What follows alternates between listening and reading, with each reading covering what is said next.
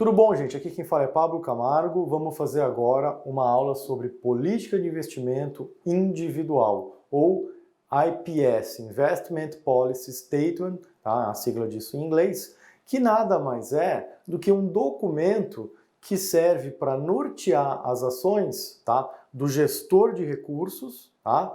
E também serve para o indivíduo, né? Ou seja, para o cliente, saber que tipo de ações vão ser tomadas em seu portfólio. Então, a gente vai aprender a criar um guia que nada mais é do que um guia do que vai ser feito com o portfólio de um cliente, de que tipo de ações a gente vai tomar no portfólio do cliente. Toda vez que se fala de IPS, você sempre vai dividir esse documento em duas partes, tá? A parte dos objetivos e a parte das restrições. Quando se fala em objetivos, a gente tem dois objetivos, tá? O objetivo de retorno e o objetivo de risco. Essas coisas sempre caminham juntos, tá? Então não tem como a gente querer ter um retorno gigantesco, 20% ao ano do portfólio, e ter um objetivo de risco de volatilidade de 1% ao portfólio ao ano. Eu adoraria, vocês adorariam, mas isso não é uma verdade. Então, essa é a parte dos objetivos. O que a gente quer enquanto retorno, o que a gente está disposto a correr. Quando eu falo disposto a correr, a gente admite, tá, que todos os investidores vão querer o quê? Sempre maximizar o retorno em detrimento ao risco. Então, se você tem dois investimentos, tá, que geram o mesmo fator de risco, 2% de volatilidade ao ano, você vai escolher aquele investimento que te dá o maior retorno. E por último, a gente tem que ter nesse documento também a parte das restrições, que são os limitadores, tá, que ocorrem em todos os casos, que obviamente limitam, assim, que dão uma certa não disponibilidade de investir em tudo. Quando a gente pensa em restrição, as restrições são os horizontes de investimento, as restrições de liquidez, os impostos que vão ser pagos, as situações únicas, tá? E as leis perante aquele país, perante aqueles investimentos. Então, quando a gente pensa no trabalho do investidor, né, profissional, de quem vai fazer a gestão desse IPS para o cliente, algumas coisas estão meio fora do escopo dele. Quando a gente fala de regulamentação e imposto, é um dado do problema. Assim, não é o gestor, não é o cliente que cria a regulamentação. Isso é um dado do processo de investimento. E quando você fala dos impostos também, assim, é dado a alíquota de imposto de todos os investimentos. Você pode escolher investimentos que pagam menos imposto propositalmente, tá? Mas você também não vai fazer isso em detrimento de rendimento. Então, assim, são coisas que afetam muito pouco no dia a dia do gestor. Ele apenas tem que conviver com isso. O que ele não tem que conviver, ou seja, o que ele pode realmente influenciar no processo, é quando a gente fala da liquidez, do horizonte. Isso realmente ele vai modificar consideravelmente o portfólio dada estas restrições. Por que o IPS é bom? Tá? E ele é bom para todo mundo envolvido nesse processo. Por quê? Para o cliente, a partir do momento em que o IPS é criado, tá? Imagine que a política de investimento do Pablo foi criada, para mim como investidor, se eu tenho um gestor, se alguém está fazendo os meus investimentos segundo aquela política e eu não estou gostando, ou seja, dado todas as restrições da política, eu acho que, enfim, ou o cara não está fazendo corretamente a política, ou ele, enfim, está sendo, de certa forma, negligente de algum ponto, eu poderia trocar facilmente o gestor. Por quê? Ele não está cumprindo com o nosso combinado. Para o gestor também fica muito evidente. Por quê? Se ele tem uma série de restrições, se ele tem uma política definida de investimento, ou seja, aquele investidor, por exemplo, só pode investir até 10% do portfólio em ações, característica dele. Então, para o gestor, ele não poderia ser cobrado pelo investidor caso ele não fizesse o investimento de 20%. Tá? Então, é bom, o combinado não é caro. Tá? É isso que está mostrando nesse slide. Tá? A partir do momento que existe um plano, ele vai ser seguido pelo gestor e o investidor tem que estar ciente da condução desse plano. Como é que funciona o processo da criação de um IPS? tá? Você tem 3 etapas aqui que são muito complementares e muito lógicas, né? Faz muito sentido o que a gente vai falar aqui. Primeiro você tem uma parte de planejamento, onde você vai ter uma conversa com o cliente, tá? Onde você vai entender quais são as necessidades dos clientes, entender quais são os objetivos de risco, de retorno, quais são as restrições. A partir do momento que você sabe qual o objetivo de risco, qual o objetivo de retorno, quais são todas as restrições do cliente, a partir desse momento que isso foi feito, e a gente vai aprender como faz isso, você também vai fazer uma previsão do mercado. O que você espera por a rentabilidade das diversas classes ativos de mercado. E com base, tá, em 2 pontos, tá? O IPS e com base nas expectativas, tá? Quando você junta essas 2 informações, você consegue construir um portfólio para o cliente. Primeiro, esse portfólio tem que ser obrigatoriamente função dos objetivos de risco, retorno e restrições, e também tem que ser função, obviamente, da expectativa do gestor para o mercado no longo prazo. Importante a gente dizer isso. Quando a gente fala de IPS, está falando do norte das operações de investimento de um cliente para o longo prazo. Você não está falando de o que vai ser feito pelos próximos 6 meses. Não, você está falando o que vai ser feito pelos próximos 5 anos, pelos próximos 10 anos. Você vai criar uma política de investimento, tá? Assim, matematicamente falando, já é comprovado que as decisões de investimento de longo prazo, que as decisões que a gente chama de estratégicas, respondem por mais de 90% do resultado dos portfólios de gestores profissionais, tá bom? Então, é isso que é feito. Na etapa de planejamento, você faz o IPS, define bem os objetivos de risco e retorno, define bem as limitações, né, as restrições do seu portfólio, casa isso com as suas expectativas de longo prazo para as classes de ativo. O que é isso, Pablo? Olha, se o seu longo prazo acredita que bolsa vai ficar negativa nos próximos 5, 10 anos, você não vai investir em bolsa. Você vai investir numa outra classe de ativos que você considera melhor para o cliente. Essa é a primeira parte de planejamento feita.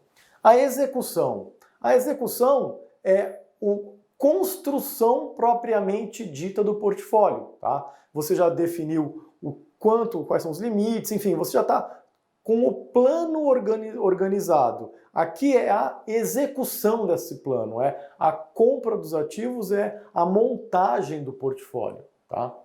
E a partir do momento que você criou seu portfólio, por mais que a gente está tratando de um objetivo de longo prazo, não é que você vai sentar e não fazer nada. Você tem que sempre, tá? Sempre o que vai acontecer? Você vai ter que ter uma atenção muito grande para entender se os objetivos, né, ou seja, se o mercado, né, se as expectativas de mercado de longo prazo se modificaram. Então, assim, você faz uma alocação estratégica hoje. Daqui a um mês, você tem uma modificação muito grande. E muito grande é muito grande mesmo, tá? Imagina que você estava acreditando que a bolsa ia cair e você começa a acreditar que a bolsa vai subir 100% nos próximos 5 anos. Então, realmente isso é algo grande, tá? Isso é algo que ocorreu com base numa modificação muito grande de mercado. Então, se isso for uma verdade, ou o que sempre pode ser uma verdade, o investidor mudou, ele perde o emprego, ele herda uma herança, enfim, ele muda de emprego, ele abre uma empresa, enfim, ele tem trigêmeos ao invés de um filho só.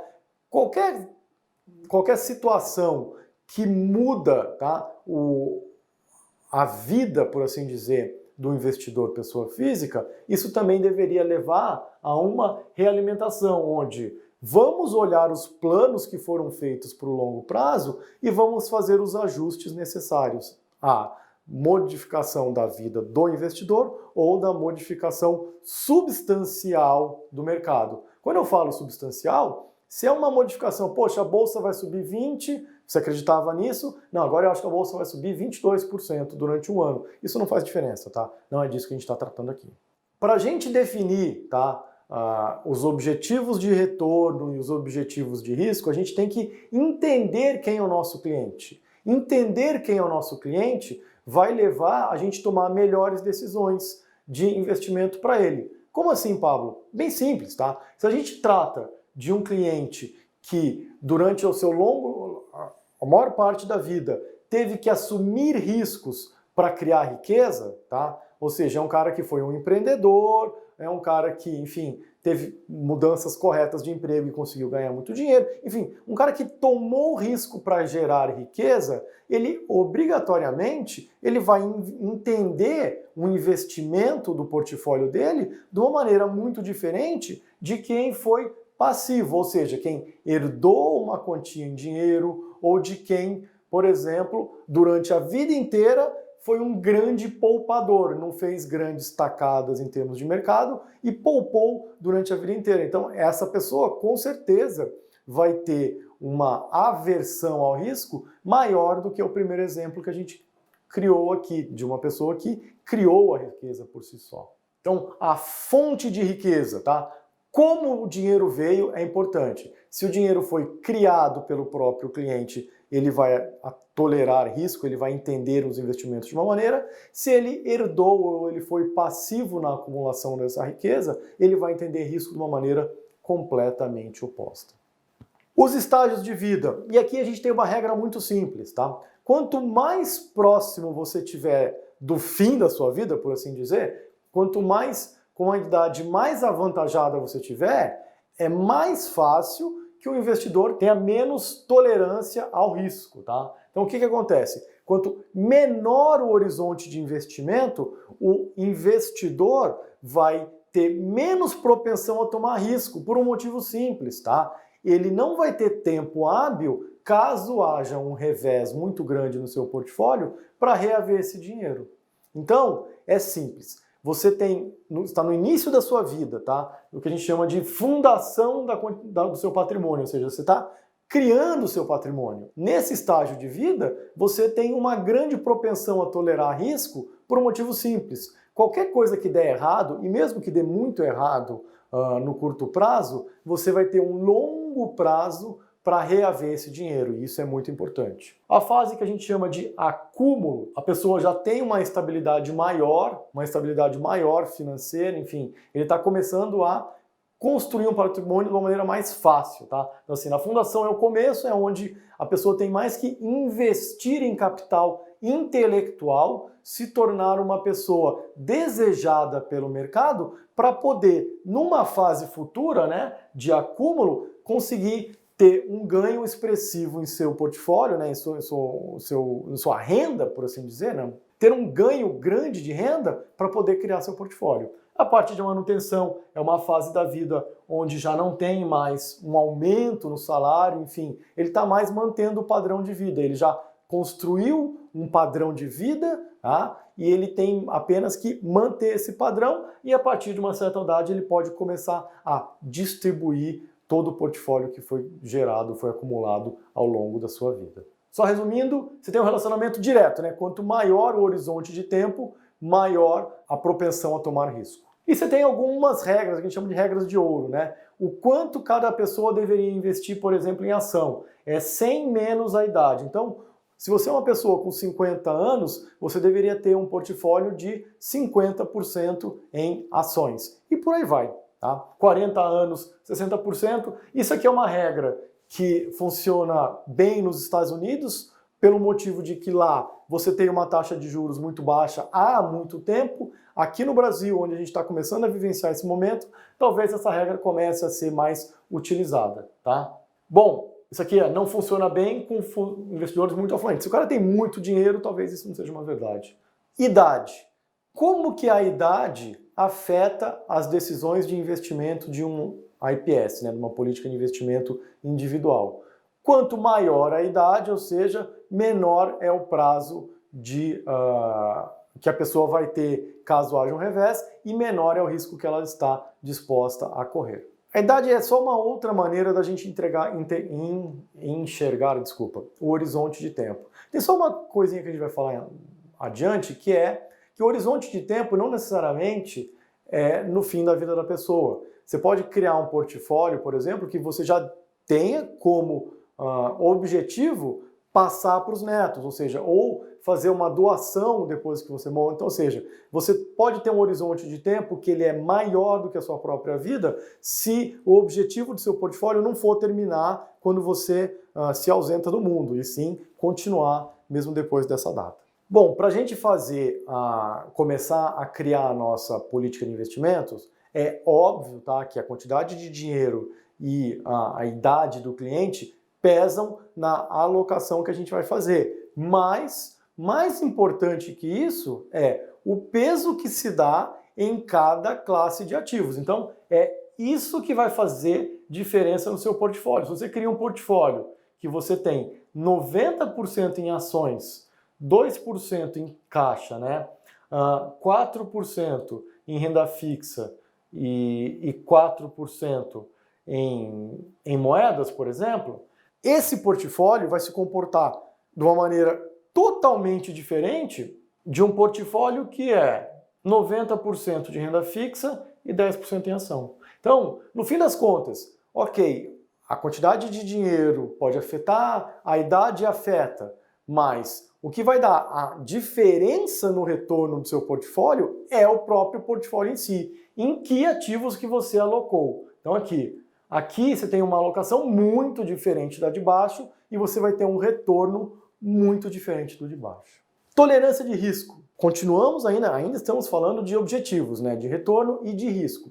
Quando a gente fala de objetivos de risco, a gente tem duas medidas quando a gente fala em objetivo de risco. A primeira é vontade, né, disposição, e a outra é a capacidade. A capacidade é quanto um investidor pode tomar risco. Vamos lá, vou dar um exemplo simples para ficar claro para a gente. Imagine que você tem um trabalho, você é um servidor público, que você está com o seu salário garantido para toda a sua vida e você é um cara solteiro, não tem nenhum gastos além você mesmo, consigo mesmo. Então, você está tratando de uma pessoa que vai ter uma renda meio que garantida até o fim da vida, tá? Não tem nenhum gasto muito grande, nenhuma extravagância. Então, esse é um cara que tem uma capacidade de investimento muito grande. Agora, você é um profissional autônomo, você tem uma família com 4 filhos, tá? Os seus negócios não vão indo bem. Então, assim, esse é o oposto, tá? A sua capacidade de arriscar o seu patrimônio, ela é mínima, porque você tem que ter o seu patrimônio sempre disponível caso você não consiga oferir renda do seu trabalho e você precise colocar os alimentos dentro de casa. Então, essa é a diferença entre a capacidade, tá, de uma pessoa que pode correr risco e outra que não pode correr risco, que é completamente diferente da vontade, da disposição. O que é a disposição? É o quanto cada um desses investidores quer tomar de risco. Então, se ele é um investidor, bom, o cara solteiro, emprego público, garantido de renda até o final da vida, ele tem uma capacidade de tomar risco muito grande. Mas se ele for uma pessoa que não tolera o risco, não gosta do risco, paciência, é isso que vai ser utilizado. Então, você sempre vai honrar a situação mais restritiva para o cliente. O que eu quero dizer com isso? O segundo cara, tá, o investidor autônomo, né, o agente autônomo, imagine que ele é um cara que tem os 4 filhos e não está conseguindo ir bem no emprego dele. O trabalhador autônomo, imagine que ele goste de tomar risco, né? E ele é um cara já naturalmente que gosta de tomar risco. Então ele tem uma vontade muito grande de tomar risco.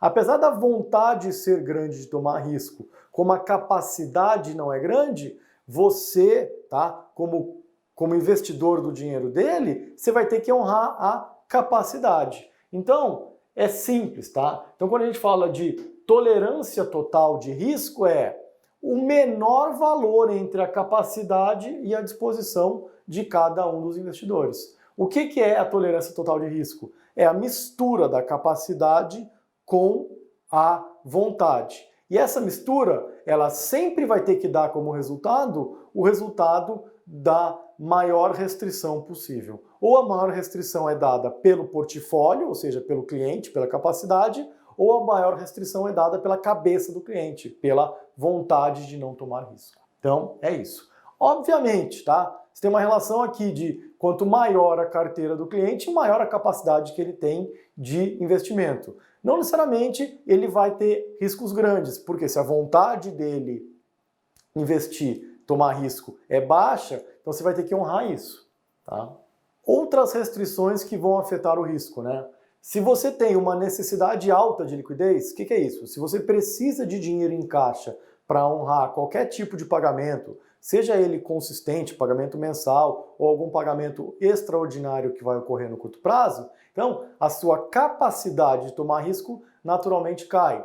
Se o seu horizonte de investimento ele é muito grande, a sua capacidade de tomar risco sobe e vice-versa. Para a gente entender essa parte aqui da disposição, da vontade, tá? Não existe nada muito absoluto, tá? Não existe uma regra de ouro para isso. O que existe é uma conversa, tá? Uma entrevista que é feita com o cliente para entender como ele se comporta em relação a risco, tá? O que ele entende de risco e quanto ele está confortável com correr risco. E aí não tem certo ou errado, tá? Existe apenas as respostas do cliente e você vai entender se ele é um cara que gosta de pular de paraquedas, enfim, se você vai olhar os hobbies do cara, você vai olhar como ele criou a riqueza, uma série de coisas vão te dar os indícios se esse cliente tem mais propensão ou menos propensão, né? Mais vontade ou menos vontade a tomar os riscos. E aqui a gente já comentou, toda vez que tiver uma discrepância, o cara tem uma capacidade grande de tomar risco, mas não tem vontade, você vai sempre com o mais restritivo. E vice-versa. Tem uma capacidade baixa, uma vontade alta, tudo bem, vai com a capacidade baixa. Um resumo quando a gente pensa em risco, se o investidor, quais são os fatos que geram uma baixa tolerância a risco? Você tem metas de curtíssimo prazo, o cara precisa de dinheiro rápido, tá? Liquidez de curto prazo também, né? Proximidade de aposentadoria, ou seja, tem pouco tempo até o cara se aposentar, tá? Maior parte da renda tem que ser utilizada para pagamento de gastos correntes, então você vai ter menos possibilidade de arriscar. E também se é um cara muito ansioso, toda vez que o mercado se movimenta, ele fica muito ansioso, enfim, passa mal, não gosta. Então isso indica uma baixa tolerância a risco. O que é uma alta tolerância a risco? As metas muito longo prazo, tá? Tem dinheiro suficiente para cobrir qualquer problema de curto prazo, tá? Você está falando de uma carreira em ascensão, ou seja, tem muito tempo até se aposentar, então você tem uma alta tolerância a risco, tá? A sua renda não é comprometida, o caso do investidor que era o funcionário público, tá? E ele é tranquilo em relação às modificações de mercado. Assim, é muito lógico, tá? É muito antagonista cada um das coisas que a gente está comentando aqui. E é muito simples a gente entender, tá? Quanto menos o cara precisa do dinheiro para o dia a dia, mais risco ele pode tomar. Quanto mais tempo ele tem até rever um revés que ele pode ter, ele pode tomar mais risco. E por aí vai, tá? São coisas mais lógicas para a gente. Bom, falamos da parte, né, dos objetivos de risco. Vamos começar a tratar agora dos objetivos de retorno. Como que a gente calcula um objetivo de retorno para um cliente em um IPS, tá? Então a gente tem que primeiro diferenciar entre duas coisas, que é o retorno desejado e o requerido. O desejado é, eu gostaria de comprar uma Ferrari, para isso o meu portfólio, ao invés de render 5% ao ano, deveria render 95% ao ano. Então assim, vai ser difícil com os ativos que a gente tem disponível no mercado hoje, conseguir um retorno tão grande quanto esse, assim, ou então vai ter uma volatilidade infinita, né? Então, assim, primeira coisa que o gestor vai olhar, né, que o investidor profissional vai olhar, é falar, olha, conversar com o cliente e entender, mostrar para ele que, dependendo desse desejo dele, simplesmente vai ignorar isso, tá? Isso não vai ser levado em consideração. O que tem que ser levado em consideração é o retorno requerido, ou seja, que precisa, ou seja, o investidor precisa de, no mínimo, aquele retorno para manter o portfólio, para pagar algumas contas anuais que ele depende do portfólio, enfim, é um retorno que precisa ser alcançado. Então, é muito simples a gente diferenciar, né? O requerido precisa acontecer, o desejado seria uma coisa interessante, não é necessária. E o retorno nominal total nada mais é do que o retorno real mais a inflação do período, tá bom? Aqui a gente coloca para vocês alguns exemplos de objetivos de retorno, tá? Preservação de capital, ou seja, preservar capital contra a inflação. Esse cara não precisa ter nenhum ganho real no portfólio. O portfólio dele, se render exatamente o que a inflação rendeu no período, ele está feliz, porque o capital inicial dele foi preservado. Imagina que ele tinha R$1 milhão para fazer investimentos em mercados. Se ano após ano o investidor profissional conseguir obter um resultado que cobra a inflação em cada um dos anos, esse investidor está muito feliz, esse cliente está muito feliz. Geração de renda. Então, você, além de manter o capital, você ainda tem que ter um certo ganho adicional para cobrir gastos que você já está, já tem em mente ao longo do ano. Crescimento. É você realmente crescer a sua carteira. Então você tem uma carteira de investimentos inicial, sei lá, de R$1 milhão, você quer que isso vire R$2 milhões em 10 anos ou qualquer outro exemplo parecido. Ou especulação, né, que o cara quer que faça um aumento muito grande da carteira em determinado período de tempo que é curto e obrigatoriamente isso vai levar a muita movimentação na carteira e muito risco, muita volatilidade, tá? Geração de renda e crescimento é obviamente uma combinação, né, do cara pagar algumas contas e ainda aumentar o valor do portfólio dele.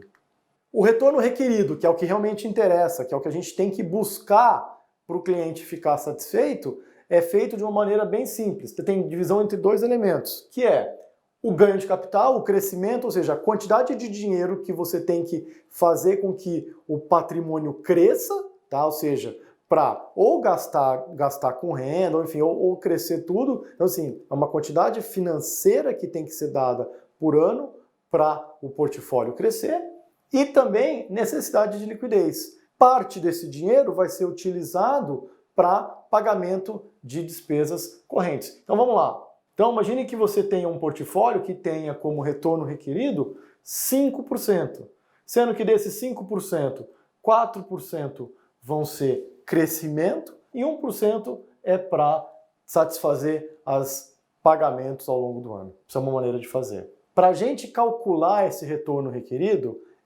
obrigatoriamente temos que olhar dois fatos, né? Ou seja, quantidade de tempo, quanto maior o tempo que a gente tem, a gente pode ter um número um pouco mais agressivo, porque se tiver algum revés pode voltar. E a quantidade de dinheiro, quanto maior a quantidade de dinheiro disponível, você também tem mais facilidade, mais acesso a mercados, você conseguiria ter um retorno melhor com mais dinheiro sobre gestão, com mais dinheiro disponível para investimento. Necessidade de liquidez são deduzidas dos ativos totais. Então, o que acontece? O cara tem um patrimônio de X milhões, só que no primeiro ano ele vai ter que comprar uma casa. Então, de cara, você já faz a dedução dessa casa para o portfólio. E a quantidade de dinheiro que ele tem disponível para investir é o tamanho do portfólio menos os gastos correntes, tá? Ou se for uma liquidez que ocorre anualmente, ou seja, sempre vai ter algum tipo de gasto, você faz o ajuste aqui na taxa de retorno que ele vai querer, tá bom? Vamos fazer um exemplo para ficar mais claro isso. Se tem um investidor que tem um horizonte para se aposentar, o tempo até a aposentadoria são 25 anos, e hoje ele tem 4,5 milhões em ativos totais, que inclui uma casa de R$500 mil. E ele quer fazer uma doação, depois da morte, de 2 milhões para caridade. E ele tem um custo de vida de R$200 mil por ano. Ainda não pagou esse custo de vida e ele tem alguns requerimentos. Ele quer que tenha um aumento de 3% ao ano por conta da inflação e o líquido de imposto são 15%. Essa é uma questão bem característica do que a gente pode encontrar num exame de certificação para fazer o cálculo do retorno requerido. Então, primeira coisa que eu falo é o seguinte: faça, tá, o seu fluxo de caixa, para você não errar. No início, ele tem um patrimônio aqui que não é 4,5, são 4, né? Porque a gente tem que deduzir a casa. 4 milhões de reais. Só que, no primeiro ano, ainda não foi feito o pagamento de 200 mil reais. Vou assumir que eu vou pagar agora isso, então, na verdade, o que eu tenho no primeiro ano são 3.800. Em cada um dos anos, ele vai ter que pagar 200 mil. Só que agora a gente não precisa mais considerar 25 anos, porque o primeiro ano já foi feito, considerado aqui. Então eu tenho 24 pagamentos de 200 mil. E essa é a pegadinha dessa questão. Como que a gente não cai nessas pegadinhas? Sempre fazendo o fluxo de caixa, sempre interpretando bem o problema antes de partir para as contas. Então, o que a gente tem? 24 períodos para um valor inicial de 3.800.000, um valor final de 2 milhões que ele quer deixar. O pagamento, tá, do primeiro pagamento de custo de vida, ele tem que considerar o quê? São 206 mil, né? Porque você tem a inflação de 3%. Então, 206 mais 3% e por aí vai. Então, os pagamentos são de 206 mil reais. Toda a conta que eu estou fazendo aqui, eu não estou considerando a inflação, tá? Eu não estou considerando a inflação. Então, o que eu tenho aqui é apenas um juro real, né? Um retorno real. Então, 4,25 de retorno real. Quando eu adiciono a inflação de 3%, eu tenho um retorno nominal de 7,38, que também não é o que ele pediu. Ele pediu o retorno total antes dos impostos. Então, antes dos impostos, deveria ter um retorno nominal de 8,68%. Quando a gente trata de IPS, que a gente precisa fazer o cálculo de retorno requerido, primeiro a gente tem que diferenciar, foi pedido retorno real ou retorno nominal? Antes dos impostos ou depois dos impostos? Só essas pegadinhas que a gente tem que ter em mente para não cair num dia de um exame de certificação. Outro exemplo para ficar mais claro para a gente. O João tem atualmente 100 mil reais em conta corrente para aplicação. Ele quer se aposentar daqui a 10 anos com saldo de conta de 1 milhão de reais a valores atuais. Essa informação é importante. Se a inflação esperada para os próximos 10 anos for de 4% ao ano e João pode poupar 70 mil reais por ano, qual que é o objetivo de retorno nominal bruto, líquido e real líquido que ele deve perseguir nesse planejamento financeiro? Considere uma alíquota de imposto de renda de 15%.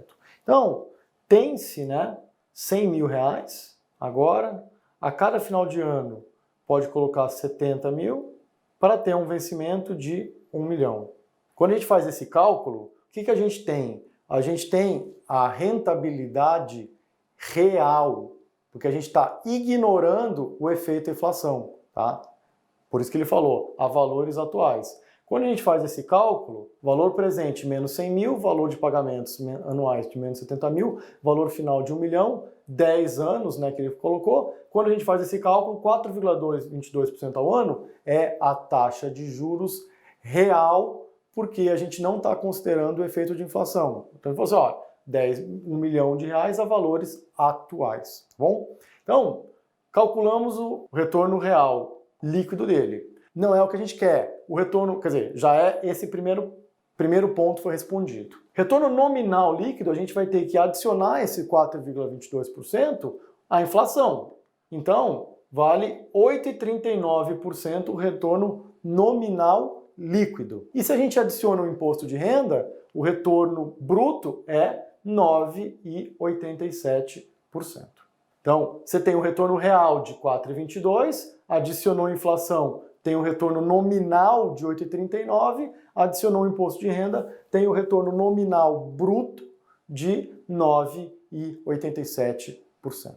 Vamos começar agora a falar das restrições, tá? Do que os investidores, né, profissionais não podem fazer com o portfólio dos clientes, dadas essas restrições. E a primeira restrição, aqui a gente chama de reserva de emergência, que nada mais é do que liquidez. Quando a gente cria um portfólio, você tem uma regra, assim, não é 100%, enfim, válida para todo mundo, mas é uma boa regra que é o seguinte, de 3 a 12 meses, tá, dos gastos correntes da família deveriam estar investidos em ativos de baixíssimo risco e altíssima liquidez para cobrir qualquer déficit que ocorra durante esse tempo. Qualquer necessidade de liquidez pode ser coberta facilmente com a venda desses ativos, tá? E por que a gente faz uma coisa tão grande, né, de 3 a 12 meses? Por um motivo simples. Se você faz parte de uma família, né, se o seu cliente tem uma previsibilidade grande nos gastos, ou seja, nos gastos e na renda, então você pode ter uma quantidade menor investidas nesses ativos de altíssima liquidez. Se, por um contrário, tá? Se ao contrário, o seu cliente tiver uma necessidade muito variante de gastos e também tem uma incerteza muito grande no recebimento dos pagamentos, da renda, então esse cliente deveria ter uma necessidade de liquidez maior. Não são só 3 meses de gastos, seriam mais próximos de 12 meses de gastos. Quanto maior a incerteza, maior a quantidade de meses que deveria ter em caixa em investimentos de altíssima liquidez e baixíssimo risco. Horizonte de tempo. Também a gente já sabe, tá? A gente já falou muito sobre isso. Quanto maior o horizonte de tempo, mais liberdade o investidor profissional tem de investir os ativos do cliente em ativos que tenham um risco maior, mas que no longo prazo vão dar um retorno maior, tá bom?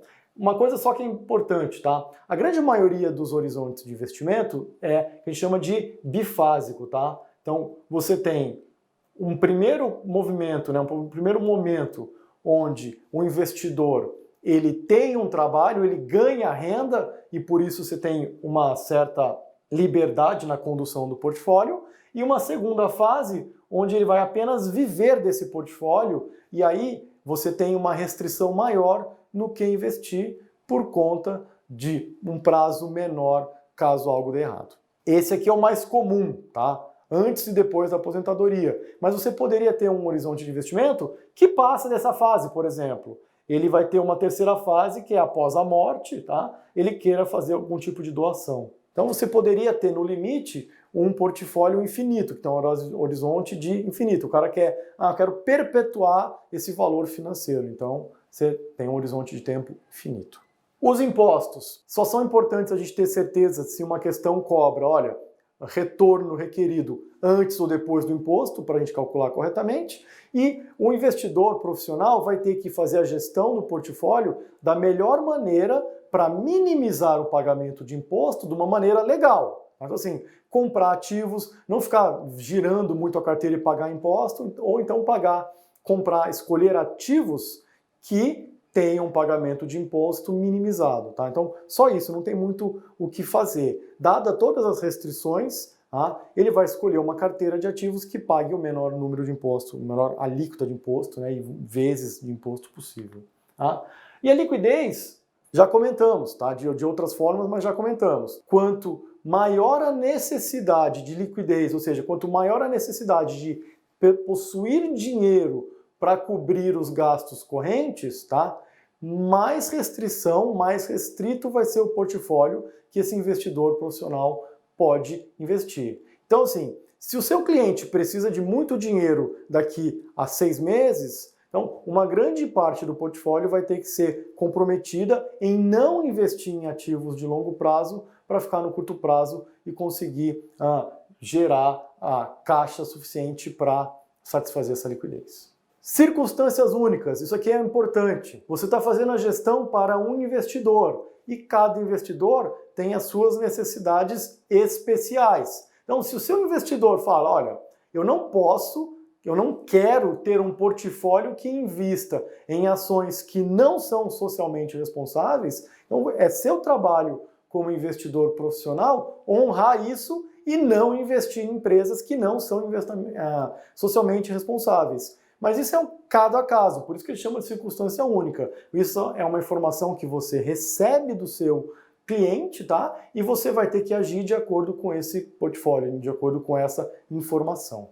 Pessoal, quem falou com vocês hoje foi eu, Pablo Camargo. Muito obrigado pelo tempo de vocês. Tivemos uma aula aqui sobre a política de investimento individual. Quais são as ações que devem ser tomadas por um investidor profissional para fazer a gestão do portfólio de um cliente. Entendemos por que essa criação de política é importante, como ela é feita, dividimos entre objetivos de retorno em risco em restrições do cliente e aprendemos a implementar essa política. Então, muito obrigado pelo tempo de vocês, tá? Um grande abraço, excelente estudo!